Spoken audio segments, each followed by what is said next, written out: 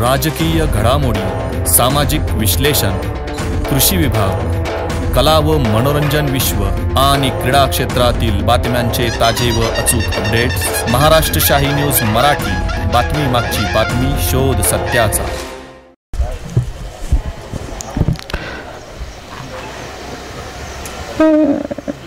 Gawade multi speciality hospital आणि maternity home या नवीन वास्तूच्या उद्घाटनाप्रसंगी उपस्थित असलेले कार्यक्रमाचे अध्यक्ष, विश्व हिंदू परिषदचे ज्येष्ठ नेते माननीय श्री शंकररावजी गायकर साहेब, माननीय योगी केशवबाबा चौधरी, माननीय श्री दशरथजी सावंत साहेब,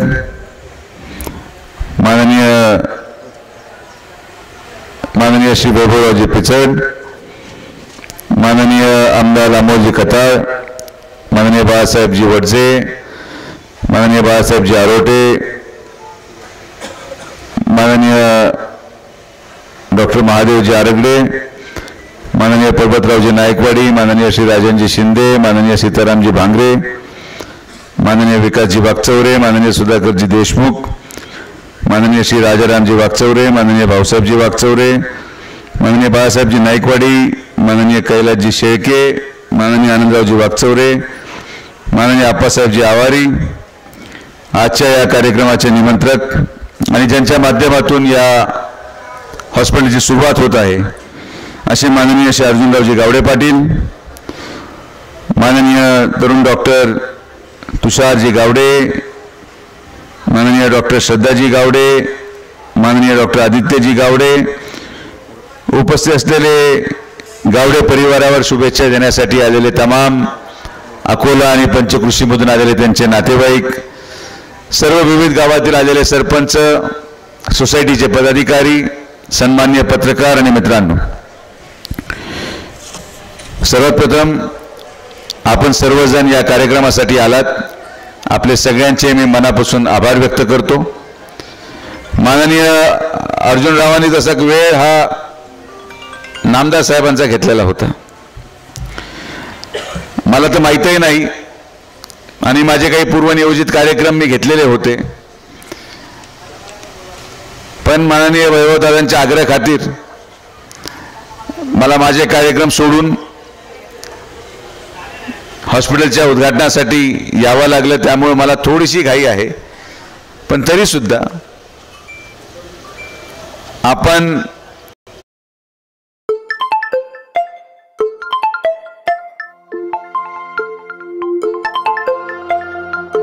या दुर्गम भागामध्ये 100 बेडचं हॉस्पिटल टाकण्याची संकल्पना आणणं आणि त्या संकल्पनेला वास्तविकतेमध्ये त्याचं रूपांतर करणं, याच्या बाबतीत मी खरंच गावडे परिवाराला मनापासून शुभेच्छा देतो, अभिनंदन देतो। आज अकोला तालुक्यामध्ये इथं असलेले मूळ रहिवासी यांना पर्याय म्हणून एक तर प्रवरा मेडिकल होतं, किंबहुना इतर कुठेतरी तालुक्याबाहेर असलेले जे काही दवाखाने असतील त्या ठिकाणी लोकांना जावं लागायचं। या भागाची भौगोलिक परिस्थितीमुळे खरं इथं कुठलंही मोठं वास्तू निर्माण होऊ शकली नाही। धरणामध्ये भूसंपादनामध्ये गेलेल्या जागा असतील, कालव्याच्या भूसंपादनामध्ये गेलेल्या जागा असतील, आणि अकोला तालुक्याचं जर भौगोलिक रचना पाहिली तर अकोला तालुका हा संपूर्ण उत्तर अहिल्यानगरला पाणी पाजणारा तालुका आहे, मात्र इथले लोक उपाशी राहिले, ही या तालुक्याची रचना आहे। या तालुक्याचं योगदान, स्वर्गीय पिचड साहेबांचं योगदान अहिल्यानगरच्या आणि उत्तर नगरच्या विकासासाठी प्रचंड आहे, आणि खरंच पिचड साहेबांचं श्रेय आहे की आज जे तुम्ही वर्तमानपत्रामध्ये मला जलपूजन करताना पाहताय, पिचड साहेब जर नसते तर ते जलपूजन करायचं भाग्य हे माझ्या पदरी कधी आलं असतं, आणि म्हणून आज मी इथं येताना देखील एका कार्यक्रमामध्ये निळवंड्याच्या जलपूजन करून इथं आलो, आणि म्हणून स्वर्गीय पिचड साहेबांचं योगदान या तालुक्यासाठी, गावडे परिवाराच्या पूर्ण प्रवासामध्ये पिचड परिवाराचे एक अमूल्य योगदान आहे आणि खरंच पिचड साहेबांच्या संकल्पनेतून हा परिवार पुढे आला आणि तुम्ही तुमच्या मुलांना चांगली शिकवण देऊन विपरीत परिस्थितीमध्ये आपल्या मुलांना डॉक्टर करून योग्य ठिकाणी कामाला लावलंय.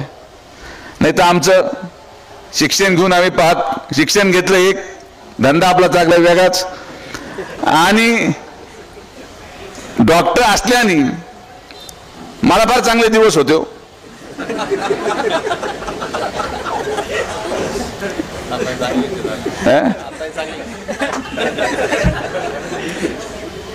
आणि म्हणून मी सगळ्यांना लोकांना सल्ला देतो, जे व्यवसाय जे शिक्षण आपण घेतले ते शिक्षण वाया जाऊ देऊ नका.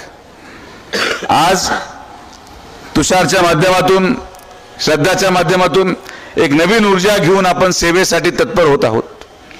डॉक्टर या नात्याने मी तुम्हाला एकच सल्ला देईल.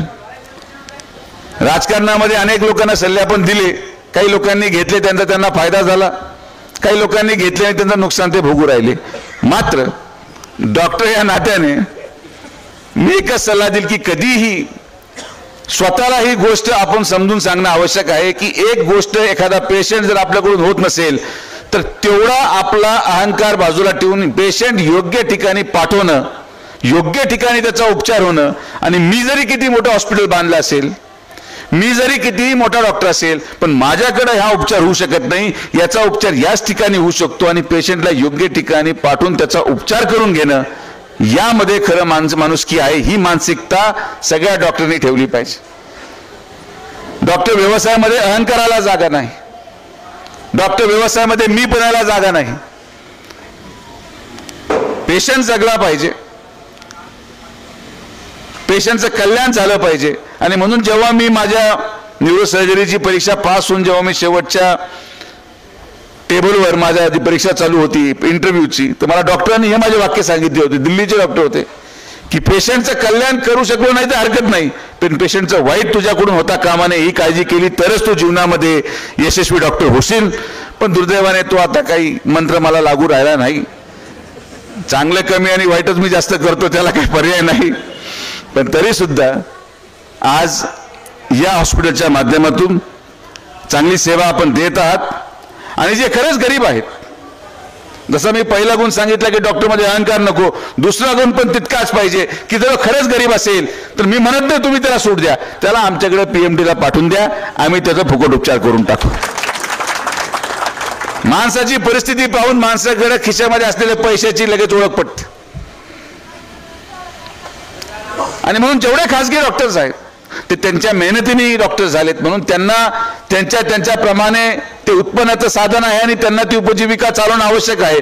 मात्र ही उपजीविका चालू असताना कुठल्याही पेशंटला तितकंच आर्थिक ताण द्यावा जितका तो पेलू शकतो. तो सावकारीच्या कर्जामध्ये फसू नये, त्याला जमीन गहाण ठेवा लागू नये, इथपर्यंतच आपण पेशंटला त्रास द्यावा. उर्वरित आमच्याकडे पाठवून द्या, आम्ही एवढेच ठीक करूच राहिलो, तुमचेही पेशंट आम्ही घेऊ. आणि आपल्याकडे सगळं मोफत आहे, जनतेने दिलेलं आणि परमेश्वराने दिलेलं सगळं काही आहे. त्यामुळे ही सेवा कैलासवासी बाळासाहेब विखे पाटलांपासून आपण आपल्या प्रवरा मेडिकलमध्ये दर महिन्याला किमान 3000 पेशंट या अकोला तालुक्याचे आदिवासी समाज बांधवांचे आपल्याकडे येऊन उपचार घेत आहेत. आणि ही पेशंट सेवा करण्याचा जो आनंद आहे तो फार वेगळा असतो. वैभवराव, मी इतके प्राण वाचवले, हे त्या गरिबांचे आशीर्वाद आहेत की आज माझा पराभव होऊन देखील मी तेवढ्याच आनंदाने तुमच्या समोर भाषण करायला उभा राहिलो. याचं एकमेव कारण की जे पेशंट मी बरे केले ते जाताना मला आशीर्वाद देऊन गेले. आणि परमेश्वराच्या आशीर्वादापेक्षा गरिबाचा आशीर्वाद फार मोठा असतो, या धोरणाने मी माझं जीवन जगतो. आणि म्हणून आपण काम करत असताना आज गावडे हॉस्पिटलच्या या नवीन वास्तूला मी माझ्या वतीने शुभेच्छा देतो. डॉक्टर या नात्याने शुभेच्छा देणं म्हणजे तुमचं हॉस्पिटल चांगलं चालावं. तुमचं हॉस्पिटल चांगलं चालण्यासाठी अर्धा अकोला आपल्याला आजारी पाडावं लागेल. आणि म्हणून शुभेच्छा आपण कशा द्यायच्या हे मला माहित नाही, पण तुमचं लोन फेडलं जावं एवढीच तुम्हाला मी शुभेच्छा. कर्ज घेतलं ना, कर्ज फिटलं पाहिजे. मी नेहमी म्हणतो, तुम्ही ऐकलं अर्जुनराव, कोणाचाही उधार ठेवायचा नाही, बँकेचा सुद्धा नाही. त्यामुळे कर्ज फिटू इथपर्यंतच पेशंटकडून पैसे घ्यावेत. एक आराखडा बनवा आणि गरिबांची सेवा करा. गरिबांच्या आशीर्वादामध्ये प्रचंड ताकद आहे आणि ती गरिबांचा आशीर्वाद तुमच्या पूर्ण गावडे परिवाराला लाभावं एवढंच मी परमेश्वरचरणी प्रार्थना करतो. माननीय गायकर साहेबांनी देखील वेळात वेळ काढून एवढा प्रवास करून आपल्या या कार्यक्रमासाठी आलात. मी गायकर साहेबांचे अकोला तालुक्यामध्ये माननीय वैभवराव आणि माझ्या वतीने स्वागत करतो. आपण सर्वजण गावडे परिवाराला शुभेच्छा देण्यासाठी एवढ्या मोठ्या संख्येने आलात. आपले सगळ्यांचे देखील मी अभिनंदन आभार व्यक्त करतो. आणि आजचा दिवस जेव्हा एखाद्या हॉटेलचं उद्घाटन असेल तर पहिला दिवस जेवण मोफत असतं. त्यामुळे आज जेवढे लोक उद्घाटनाला आलेत, तुम्हाला काय तपासणी करायची असेल, रक्त तपासायचं असेल, एक्सरे करायचा असेल, अर्जुनराव आजच्या दिवस फुकट आणि रिपोर्ट आजच घेऊन जा. आज रक्त उद्या रिपोर्ट घ्यायला आले तर पैसे द्यावे लागतील. त्यामुळे ज्यांना अति घाई असेल स्वतःची चाचपणी करायची, डॉक्टर साहेब आजचा दिवस सगळ्यांच्या तपासण्या करून घ्या. आणि मेंदूचा करायचा असेल तर माझ्याकडे पाठवा, आपण ते देखील सोयीसुविधा.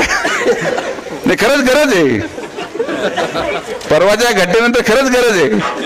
अकोला तालुक्यामध्ये माझी आवश्यकता आहे. अकोला तालुक्याला मेंदूच्या डॉक्टरची आवश्यकता आहे. हे नाकारून चालणार नाही. लवकरच व्यवहार आपण येऊन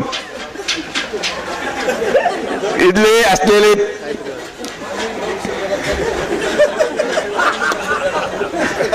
सगळे कर्ज फेडू आपण, काळजी करू नका. ते आमची अंतर्गत चर्चेला घेऊ नका. पण त्यामुळे आज कोणी आला असेल, तुम्हाला काही तपासायचं असेल, लगेच जाऊन आतमध्ये झोपून घ्या आणि काळजी घ्या की आजच्या आजच तुमचं डिस्चार्ज होईल. एवढी तपासणी करून घेऊ नका की उद्याचा दिवस उजेडेल. नाहीतर आज तपासणी करून घेतलं उद्याचा दिवस उजेडला की 10,000चं बिल लागलं समजायचं. त्यामुळे ती काळजी आपण घ्यावी. आपण सर्वजण आलात आज.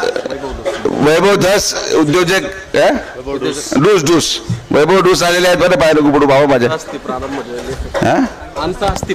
पुस्तकाचे माझ्या तर तू बोल. एवढं मराठी मला जमत नाही. म्हणजे मी कादंबऱ्या आणि पुस्तक वाचत नाही भाऊ, माझा फार मोठा दोष. पुस्तक वाचून माझं भलं होऊ शकत नाही. तर आपण सर्वजण आलात, सगळ्यांचे मनापासून आभार. असंच आशीर्वाद आणि प्रेम गावडे परिवार आपण कायम ठेवाल या विश्वासाने आपली सगळ्यांची रजा घेतो. जय हिंद, जय महाराष्ट्र, जय श्रीराम. महाराष्ट्र शाही न्यूज मराठी, बातमी मागची बातमी, शोध सत्याचा.